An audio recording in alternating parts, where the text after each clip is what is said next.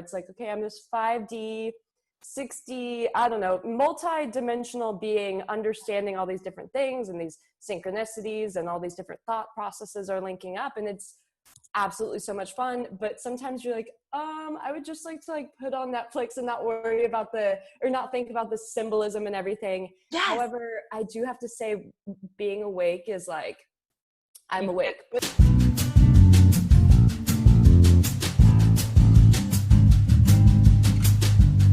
Welcome to Tea On, where we sip tea and we talk about things, preferably things that matter. And I think any conversation that explores art and the art of becoming in your own spirituality is a conversation that matters. So I'm so excited to have it today with someone who is just so, oh my God, if I can describe you as anything, I would definitely say someone who is unique and standing boldly in their like individual embodiment. So I'm so excited to be here with Kendra Mickey from Kendra the Bunnies. Thanks. So I'm gonna let you introduce yourself, but I will firstly say that you are so deeply embedded in like so many worlds. I mean, let me read this honestly, because you're a singer and a songwriter, but you're also a published author. You're a spiritualist, you're an actress, and you use your voice in many different ways to really speak and honor your truth, which I think is incredible. So yes, let the people know who you are. Hey everyone, thanks so much for having me on your show, Jazmin. My name is Kendra Mickey from Kendra and the Bunnies. I'm a singer-songwriter, writer, actress, poet. I am very much into spirituality, and a lot of that translates into healing work through my music and through my poetry, and just like a way of being. You know, we get to unlock all these different essences about situations and who we meet, and all these synchronicities are catapulted off of us being, you know, right there present in the moment. And I've additionally published some books as well.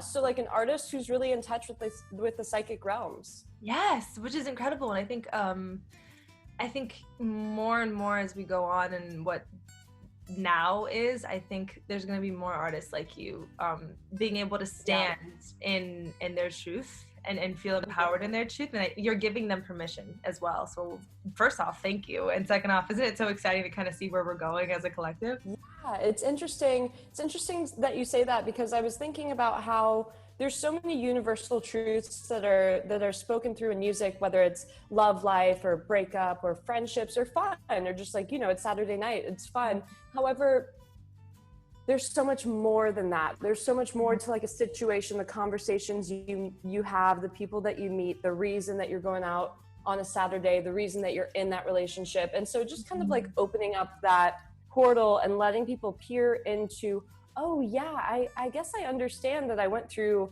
this one situation that led me to go enroll in this workshop where I met this person, and then this, and then I ended up writing a song about our relationship. But then the song is about so much more. It's about being in the right place at the right time, which is wherever you are, you know, at any time. I went through so much of this moment being a perfectionist, where I was like, okay, I got to be there on time. I got to be wearing the right thing. I got to look this way at the right time and say the right thing. And then I realized, I was like, oh, but if I stand in that power of knowing that everything is perfectly done as it is done, it's empowering, and I don't have to worry about making sure I say the right thing or et cetera, et cetera. I can just be, and it's so freeing to just be. Oh my God. It's so freeing to just be that. Oh, girl, we can end the interview now, because that's the fundamental truth, I think. And I think that it's a really complicated journey that you go through to like arrive at the most simple concept, which is just our mere existence is kind of like all we need. And we mirror each other so much too. Something I'm thinking about right now, and it's another piece of growth in that element of realizing that, like, okay, there's projection, and then there is the reflection of me seeing on another individual how I impact them in this situation. And it's so telling of all the different qualities of ourselves. 100%. I think that's been a huge, I don't know, because life kind of comes in like waves of lessons for me, but I will say that one of like the most recent lessons for me has been the fact that like every person is just a mirror of yourself. It really is, which is such a connecting thing to really like feel and understand and see. So I love it. But what I didn't even have this question written down, but as you were speaking, I was like, I would love to ask this, because this is something that's going on in my life right now, which is this notion that like when you are so deeply embedded in your spiritual journey, and especially for you, someone who has it in their art and in their way of being. Do you ever find moments where you kind of just like want to be a 3D being and want to enjoy things without like having to look at, like, you know what I'm saying? I don't know how to word the question, if you know what I'm saying though. Yeah. Like, you want to just watch a reality show sometimes and not think about anything. Yeah, to be able to like have that switch where I'm like, okay, let me just like go into, well, I guess I would say like a meditative state or something, but then that even exaggerates it even more. It's like, okay, I'm this 5D 60, I don't know, multi-dimensional being, understanding all these different things and these synchronicities and all these different thought processes are linking up, and it's absolutely so much fun. But sometimes you're like, I would just like to like put on Netflix and not worry about or not think about the symbolism and everything. Yes. However, I do have to say, being awake is like, I'm awake, but I do let myself, you know, I travel, I hula hoop, which is like movement medicine. Yes. I go to the ocean. I let myself have retail therapy, even if it's like going to get a candle or a new crystal or, you know, like a handbag, whatever it is that I need to do for myself, I let myself do. I actually have this quote that's on my bedroom wall that says a lot of things about abundance, but then in the middle of the mantra, it says something like, I live a life of spiritual moderation. And I like that a lot because it brings into essence the balance of things. It's just like, I accept, I give, I receive. Yes. And I am in between things. So I don't have to worry about too much going this way or that way. I just stay in the current, and then I let myself chill too. Yeah. Yeah, there's nothing in excess that serves us, I think. My spiritual journey has saved me, but I do realize sometimes when I'm too in the upper like 3 chakras, and like, I feel like my third eye is like overactive, and sometimes I do need to ground myself in whatever that means. But even like what you were saying, movement will do that for you. Like hula hooping, for me it's dancing, like just kind of not thinking too much into the nitty gritty of it, because once you are awake, it is hard to disconnect from that. It's say. Like my top 3 chakras are my strongest too, and then my heart chakra is really strong too, but I'm basically like a weeble wobble. I'll walk around and then I'm like, there's so much energy in my third eye and my crown chakra. Same. I mean, sometimes I just feel like I'm just floating through life, and I actually have this represented in my dreams quite a bit. I'll have like lucid dreams, astral projection dreams, and then just like subconscious dreams too. So like the subconscious ones, a lot of the time I'm like floating in the dream, and I'm like asking friends to help me get grounded, like literally, so I don't float away in the dream. And I'll have people sit on my feet and stuff like that. And I'm like, well, it's a strength, you know, and I mean, it is what it is. I'm floating through life and kind of in this airy headspace. And it gets really interesting. I deeply relate to that. Even like this weekend, I was like, I'm just gonna go and like bury myself in some soil and root myself a little bit, because I can get overactive as well. But I mean, it serves its purpose. I don't know. It's a beautiful thing, I'd say. But I hear you. But when we're talking about balance, I have a question about that, because I'm so curious. Because, and this is something I connect with as well, is that I think you keep your inner child very alive. It's very, very evident that you are connected to just childlike innocence in nature. And so I wonder, how do you find the balance between maintaining that part of you and still standing firmly in who you are as a woman? Wow, that's so cool. So I'd say I'm really connected to my inner child because, well, I figured out that I was an artist at a really young age. So I think I always kept that. It's like I just was connected to my future and my present and my future and my present really early on, because I decided, I was like, oh, I'm an artist. This is what I am. So I was always connected to what I wanted to do. Don't get me wrong. There's been moments where it's like, do I do this? Do I do that? Of course. So much in between too, but still having that direct connection. And that is why I'm so passionate. Sometimes like overly passionate about accomplishing things, because it's just like rooted in my inner child too. That being said, how I stand strong and also like maintain that innocence, or like that awe of understanding, or where things still surprise me, just like the littlest things will surprise me. Like I'm listening to a song and I'm like driving by, I'm like listening to a song and I'm like, okay, let me take a right here, but then the red light stops and I'm like, okay, I'll sit here for a second. And then 2 seconds later I look over and the lyric in the song lines up with exactly what the ad says, and I'm just like, this is so cool. The fact, like, I was gonna just, make that turn, but then I decided to like have some reservation about it and just enjoy the moment. And then I realized like it's all perfectly lined up, and I'm just like, this is amazing. Still having those surprising moments while standing tall.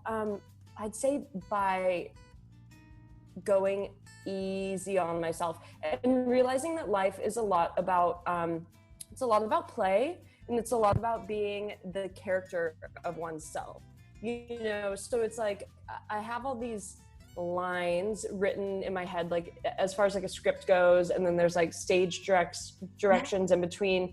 So realizing that it's overall a big dance of life, it's overall a really fun time. So and it's written to be, we each have our own role. We each have a principal role in our own lives. We are the star of our own lives. Yes. So knowing that we are the crux of information for things to catalyze and be set off in different directions. We are that turn key and that turn point. It's so pivotal, but also it's really fun too, because we're playing a role. So much and we just get to be ourselves and discover new stuff too.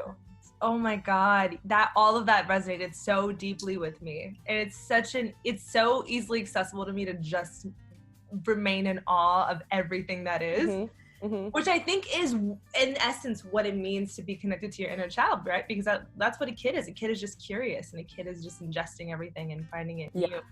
And so when you maintain that, and I mean, I'm always like, I am the main character of my life, which is, but it makes it all the more fun. So I think even in that is how you are as a woman, right? I think there's like a one-dimensional view of like what it means to stand in your womanhood, but like an empowered woman can be a woman who's sensual and sexual and really deeply embedded in her inner child. I think it can all coexist. So. Yeah, and then that would go into like different areas of shame and stuff like that. And it would make sense, as females, we're coming around to a lot of female empowerment, and it's been going on for a long time.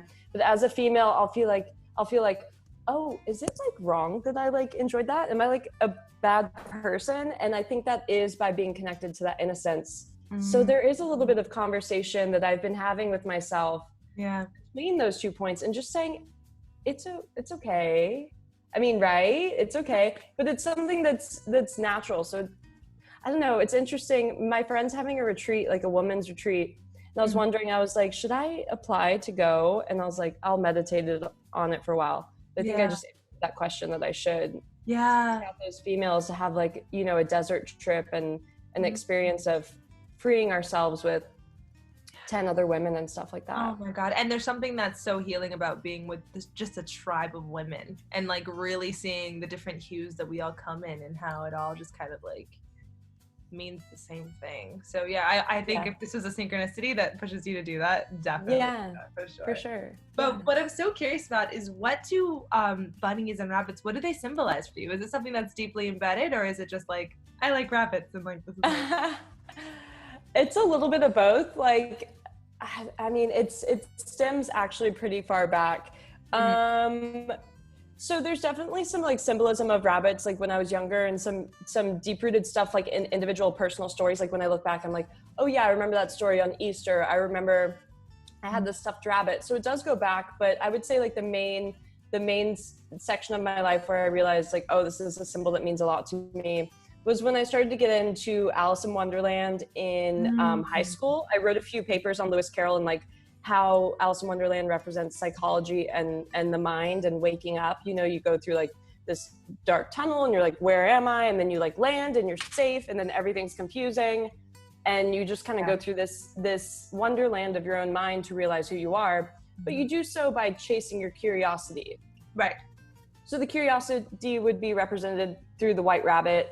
I also think the white rabbit is so interesting because he perfectly represents my anxiety. So like he runs into the story and he's like, I am late. I'm late. His eyes are like bloodshot because he's like so stressed out and stuff like that.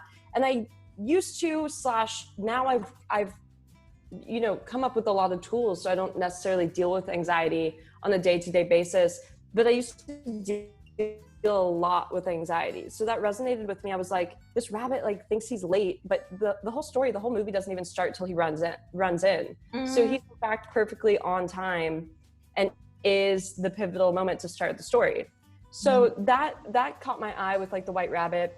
Then there's the song White Rabbit by Jefferson Airplane that was very symbolic of the 1960s, where people were coming together to play rock and roll, talking about different things, whatever side of the spectrum you land on, talking about different things that are important, the civil rights movement, anti-war Vietnam movement, all of that,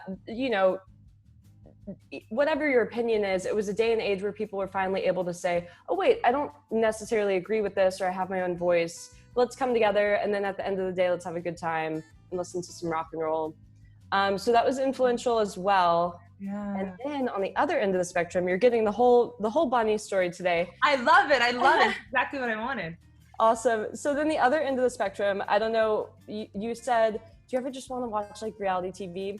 Well, sometimes, yeah. So like back in the day, I'd watch that show. What was it called? I always forget what it was called. With the Playboy bunnies in the mansion. Oh, Girl Next Door. Girl Next Door, yeah. Girl Next Door. Yeah. So there was me and my mom used to watch that, and we'd just giggle. I don't know. It was like a fun show. But there was a girl on the show named Kendra. So with Kendra, yeah. Yeah. So it's like, okay, when I came to format the name of the band, and I had been going by the nickname Ken Bunny for a while, I was like, this is perfect. I'm in between this kind of, on one hand, I'm like a very philosophical, spiritual, like I'm psychic, I can tell you all about your life. But then on the other hand, I'm just a blonde girl with a lot of ideas who likes to dress up and hang out with her friends and get attention. Yes. So, and I admire and honor both of those sides of me. Like some days I just want to be looked at and appreciated. Yes. For like surface level stuff, not saying that those girls are surface level. I'm just saying. No, but I know exactly. Yeah, 100%. And I think a lot of people resonate with that. And I think you give yourself permission to exist in both worlds, and know that they both serve something, Yeah, they make you. So that's beautiful. I love that. And I also know that, because I love looking into like animal symbolism, and I will say that I know that rabbits also very oftentimes are symbolic for fertility. Yeah. And I feel like you're such a fertile being, in that you create so much, and you have so different avenues that you use your voice, you use your gifts. And so, with all the stuff that you create, I'm sure there's a component of healing through it that you do. Totally. So I'm curious to know, how is it that you feel like you're healing the collective, and vice versa? How is it that you allow yourself to receive healing? Wow, that is like such a loaded question. I love it. I know, sorry, honestly. No, I love it. Actually, so what I'm gonna do is start to look into more symbolism on like Ostera, which is like the holiday that Easter originates from, or like the tradition that Easter originates from. Yeah. Rabbits have so much fertility. I recently learned that they're nocturnal, which I can totally resonate with. Ooh, love that. Being a musician too. Yeah, of course. But like the reason they're nocturnal is that they're a prey animal. So at night they are actively like hopping around to keep, stay aware and keep away from people. And then during the day they sleep. And I think that's very symbolic of something that I'll come up with in the future. But to always kind of be on defense, but also not be on defense. Right. So I guess this would go into your question about, how do I channel my healing, and then how do I receive healing? Yeah. So, wow, to receive healing, it's almost like this like wave of relaxation, and this wave of almost like water coming over me, like energetic water, just healing. I think of it, like salt water, because it also has that like purification element. So I'd say when I'm receiving healing, a lot of it has to do with definitely synchronicities, live music situations, but it can also be translated into all different types of art, whether or if I hop in the car and I just like go down the street, like that story I told you where things just line up, and I just feel understood and seen, and I get to witness that the universe is there experiencing it with me. And then I feel appreciated and like not alone. Like I have a partner in crime, even if it's myself in this situation. So then like in my music, the way that I channel healing is, this is so interesting because it's like an active and yet passive thing. I let the music somewhat write itself. Like I'll go through an experience, I'll go to travel, I'll continue to consume these things that help me be inspired and help unlock those songs. But once the song is unlocked, whether it's like the chorus comes to me or a specific phrase I want to say, or if I'm playing guitar, a specific riff, I will then just kind of open that up and then let it be, because it's almost like this future present thing, like I was talking about earlier. If the song if the song exists in the future, I'm going to be singing it so many times that I can sing it in my sleep. So I feel like sometimes it's me picking up on the future of knowing the song in my heart. So then I'm like hearing myself sing it, or like, you know, manifesting it, something that would become so dear to me. So just being so authentic to the song. And then if there's a particular thing, because I run into this in poetry too, where a lot of these are almost like incantations. So when I was writing poetry in like my high school years, you know, going through like the initial steps of like existentialism, and I don't know, I used to think it was depression, but really it's just like being awake to stuff and being like, oh wow, that's kind of messed up. I would write these like kind of dark poems, and then years later they would come true, and I'm like, oh, well then I should change the ending. When I'm writing this poem, even if it sounds super catchy, like if it's undeniably catchy, I'll write it like it, even if it's a little bit dark or something. But if it's like, okay, I can change this to something more positive, I will do that. I'll serve the art, but I also know that I'll be experiencing it in the future, or already experienced it. Holy shit, that's crazy. That's awesome. That's beautiful. That's super cool. I didn't even like imagine that sort of being the process of it all, but that's a beautiful way to experience music. Well, it's like scripting or different mantras we tell ourselves. Exactly. Yeah, it's like that. I'm a firm believer that I'm the co-creator of my world and of my universe, and I feel like every thought and every word that I write down has such a power behind it, also because I'm aware of the power, and that in itself is empowering. But to think of that from an artist's perspective is something that I've never done before, and I think that's incredible. Cool. And so purposeful. And speaking of being just an artist and creating, something that I'm curious about is, I think the industry oftentimes can become a space, I don't know particularly how to word this, but like it's not of the spiritual sense. Sometimes it can get very analytical and very about numbers and followers and growth. And so being somebody who is so like deeply rooted in your spirituality and in healing, do you ever have to like remind yourself what like fulfillment means to you, and like do you ever get lost in what that world is? All the time. I've gotten better about it. When I focus on numbers, it's almost like I put up a roadblock in the midst of the numbers, because I focus on it so much. And it's like the spiritual teacher Abraham Hicks says, she's like, you have to ignore the current reality. Like it sounds crazy, but you have to ignore the current reality in order to manifest something that is an element of change, in order to jump into the new horizon. Right. So when I was focusing so much on numbers, not only is it painful, it can be painful. I mean, if you're focusing on numbers and they're like pouring in, then by all means continue doing what you're doing. But if one is focusing on numbers and then there's almost like a halt in between, that means that I'm focusing on the wrong thing, or focusing on something that isn't necessarily the route of abundance at the moment. Right. So I have to adjust. So I've recently adjusted to just being like, well, the music's going to speak for itself. You know, when I hear a catchy song, I want to listen to it again. I want to put it on a playlist. When I read something or come across someone who just like makes me feel good, I will follow them. I will keep in contact with them, et cetera, et cetera. Yeah. So instead focus on just like being, and you know, that shines through. And so in a backwards way, turning around from looking at the numbers has allowed for better numbers to come in, and appreciation of myself for where I am in life. Like one of my mentors said that in order to move on to our next station in life, we need to be fully accepting of the station of life that we're in right now. Yes. Yes, absolutely. Which I think is something that like, I think really, especially where we are in life right now, that's a really important lesson to cement. I think that so much of us have these dreams of where we're going, and we have this like, vision that we're cultivating ourselves. And I think in order to manifest it, that is extremely important. But I think we also need to honor this moment and this time period and see the value in it. I think there's been a lot of beauty that's stemmed from sort of this pause, which doesn't feel like a pause sometimes because it's so much of like a becoming, but that's a beautiful, beautiful lesson for sure. That's cool, like a becoming of things. It's a new age and a new day. In so many ways. Like I was like, okay, cool, the age of Aquarius, the new age, like totally ready. And then the universe is like, well, we're also going to turn everything upside down. So I hope you're like really ready.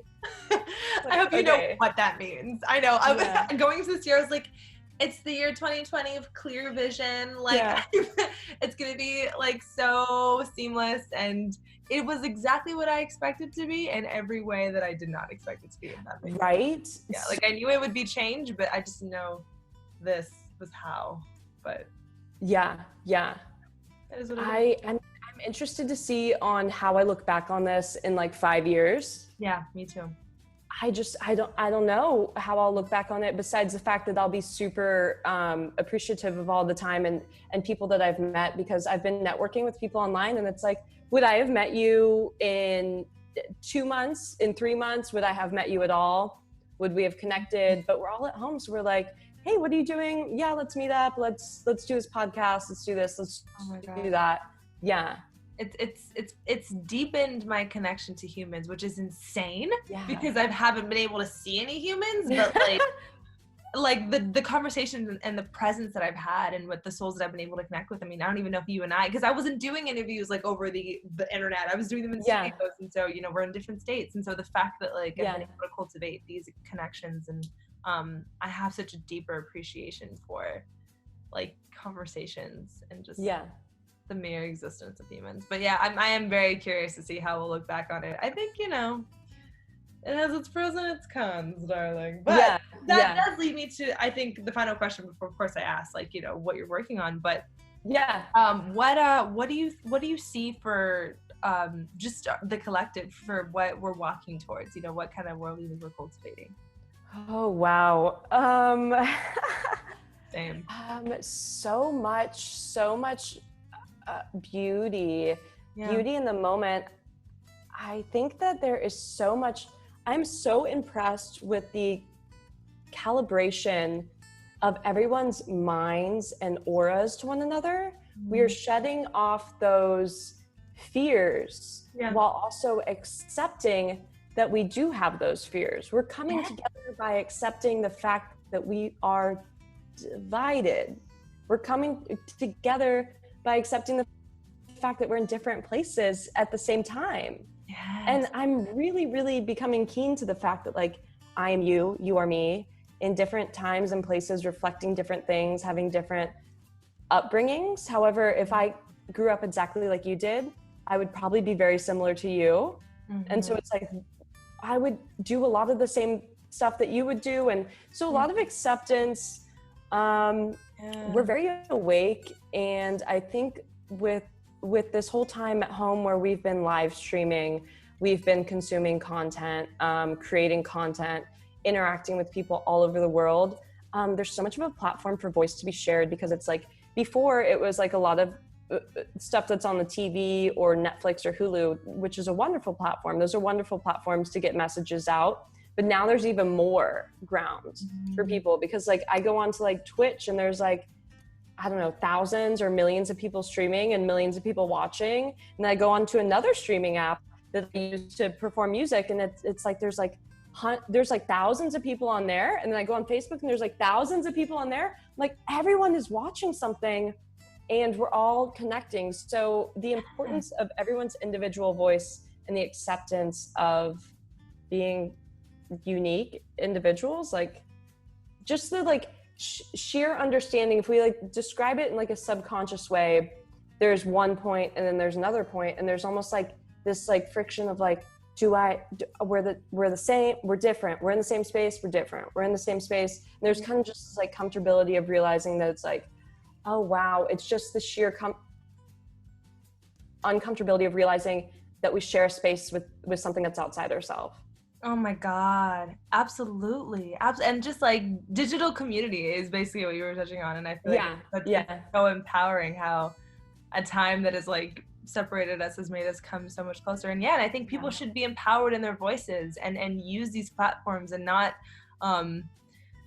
define the value of their voice by the numbers of the people that are listening. Even touching one soul is gonna send a ripple effect. So I think we're gonna be in a more empowered state to really like stand in our truth and know what our truth is, and not what we've assumed from exterior. Or what we think we should be putting out there. I mean, a little bit of an element of that, just to like keep up to date to stuff, but share like what you are thinking, because it's so unique. And feel good about it, don't question it. So I'm excited, honestly, and that keeps me in an optimistic space, is seeing the value in all of this, and the value in all of us sort of like having this time to ourselves to say like, okay, well, what is my purpose? What do I feel fulfilled by? And what is my definition of fulfillment? I think is really gonna, when things transition into this next phase, I think we can really like, I don't know, just be such a different and more, I don't know, blossom society. But without further ado, what are you working on? What can people look forward to? I mean, you are just so talented. It's insane. It really is. Thank you so much. Working on a lot of stuff. I just submitted, so I had a new single come out like 2 weeks ago. That's been most excellent. And I had a music video debut with that I'm just like so happy with. It was interesting because like sometimes when I'd go out to like film stuff, I'd be like, I'm so embarrassing. Like, I'm just like, have you seen that page where it's like influencers in the wild? I'm like an influencer in the wild. I'm like out here strutting my stuff, and it's like, oh my gosh, like people are looking at me. But this time when I filmed this music video, I got done with filming that day with my friend who was directing it. And I was just like, oh my gosh, just confidence. I was just there. And your power. It was so amazing. And it definitely translates into the video where I'm there. I'm like, this is the hottest mixtape you're going to hear all year. And here's the music video for it. And so I definitely kind of like, I feel like unlocked is now the word of the day. I definitely unlocked like this confidence in myself. And then after the fact, I was just like, whoa, that's so cool. I'm so excited for the music video. So that's out. It's on all streaming platforms. Like the song is on Spotify, Apple Music, etc. Music videos on YouTube, my Facebook, my Instagram. If you just look up Kendra and the Bunnies. Then additionally, I just submitted, so this was the first single from my whole upcoming new album, my third album. So excited about it. I just submitted the full album for distribution, and the date is going to be September 25th. Oh, wow, amazing. 3 weeks from now. Yeah, 3 weeks from now. It's really cool. It's a great album. I have a lot of featured artists, so a lot of bunnies on the track. Yes, I love that. Even like a little bit of electronic edge on a few of the songs too. My friend produced a few of the songs, and like I really kind of like that, like the folkiness, but then add just like bass and synths and audio samples, all this cool stuff that like traditional music, and then like the newer types of music as well. So I love the direction it's going in. Also, I do have my own podcast that debuts every other Saturday, so that's on Spotify, Apple Podcasts and stuff. That's called The Politics of Kendra. Luckily, we don't really talk about politics, but I say politics like the components of who you are. Then I'm also working on a third book of poetry that's, I just kind of started it, but it's going to be a compilation of everything I've written from 2017 till now, plus songs. Nice. Yeah. Oh my gosh. It's so insane how your voice is able to morph and like just be in so many different avenues. Everything that you create, you can tell it's not only are you like a conduit of like divine source, but like it just comes from your core and it comes from your soul, and that's why it resonates with people so deeply. So I'm so excited, especially for this like new poetry book. I think that's gonna be incredible. So and be able to see your evolution like from 2017 to now. One last thing. So like this book is I started writing poetry at age 14 or in high school. So this book is the first 10 years of my poetry, 14 to 24. I published this at 25, which was just a few years ago. But yeah, and then this one was in between too. So it's kind of like, it'll be the second volume of this too. Nice, Yeah. nice. The politics of Kendra McGee. I'm obsessed, and I know everyone is gonna adore it. And then just so anyone who's watching, please go and support. Please check out her stuff. It truly is. I mean, I think I say this in a lot of interviews, but I truly mean it when I say just unique in a sense of like your voice is unlike any others, and that's your superpower. So thank you for standing in your purpose and saying yes to your calling, because you give permission for so many of those who are watching you to do the same. And cool. I'm so grateful that you sat down with me and that you shared your voice on my platform. It means the world. Any final thoughts? Anything you want to, where can the people find you? Oh yeah, on Instagram, I'm Ken Bunny, Instagram and Twitter, Ken Bunny, KenBunny. Facebook, Kendra and the Bunnies. On all platforms, Kendra and the Bunnies. And yeah, reach out if you need anything or like you have a particular idea for a song. I love to get to know people and create personal relationships because that's what it's all about. Yes. Perfect. And as for me, you can find me on YouTube and Instagram at Jazmin Kylene, and you can go on lalilaluna.tv for more interviews like this. Also, if you want to purchase a color healing tea, you can get those on our website as well. And otherwise, yeah, be blessed, stay in your purpose, honor your truth, and all that good stuff. Thank you. Yeah.